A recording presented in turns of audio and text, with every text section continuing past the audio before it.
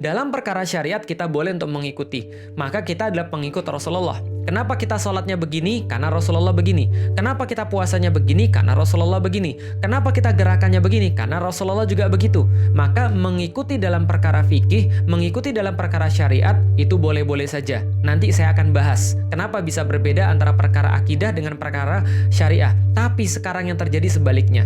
Kenapa? Karena pembelajaran why itu nggak ada. Pembelajaran akidah itu tidak sampai pada akarnya. Yang terjadi adalah sekarang orang-orang banyak meributkan tentang perkara syariah yang harusnya mereka ikut-ikutan saja nggak apa-apa, tapi mereka nggak pernah nanya dalam perkara akidah. Paham ya? Jadi perkara syariah dibahas terus. Perkara syariah kemudian dijadiin perdebatan. Perkara syariah kemudian dijadiin kemudian perkara-perkara yang bisa ribut. Padahal Allah memperbolehkan berbeda, Pak.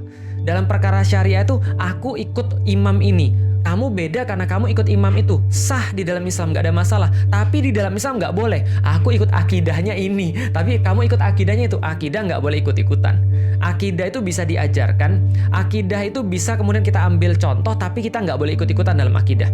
Kenapa kamu Islam? Karena bapak saya Islam. Itu nggak boleh di dalam Islam. Nggak boleh. Kenapa kamu Islam? Bapak saya Islam sih, cuma saya tahu alasan kenapa saya Islam. That's good, itu baru bagus, excellent.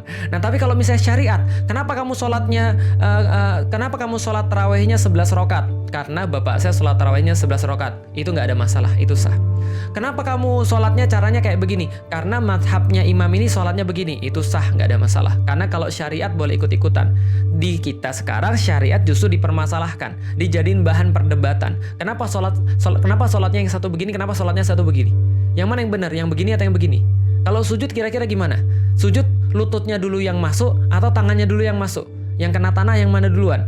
Kira-kira tarawih yang mana yang benar? 11 rakaat yang benar atau 23 rakaat yang 23 rakaat yang benar atau 11 rakaat yang benar? Kira-kira yang mana? Berdebat nggak habis-habis. Kira-kira hukumnya musik apa? Sampai menghina orang, sampai kemudian ngomong bahwa orang yang bermusik adalah orang yang munafik, orang-orang yang nggak mengikuti Rasulullah, orang-orang yang kafir tanpa sadar dan seterusnya. Padahal cuma perkara-perkara ikhtilaf, perkara-perkara yang ulama berbeda, ulama yang pintar-pintar aja berbeda, ulama yang jenius aja berbeda, dan mereka saling menerima. Pertanyaannya Anda siapa? Yang kemudian ketika perkara syariat ini yang sudah nerima yang pinter-pinter, terus kita yang nggak ngerti apa-apa mempermasalahkan. Padahal sudah saya katakan dalam perkara syariat boleh-boleh saja kita untuk ikut-ikutan. Yang nggak boleh ikut-ikutan adalah perkara akidah.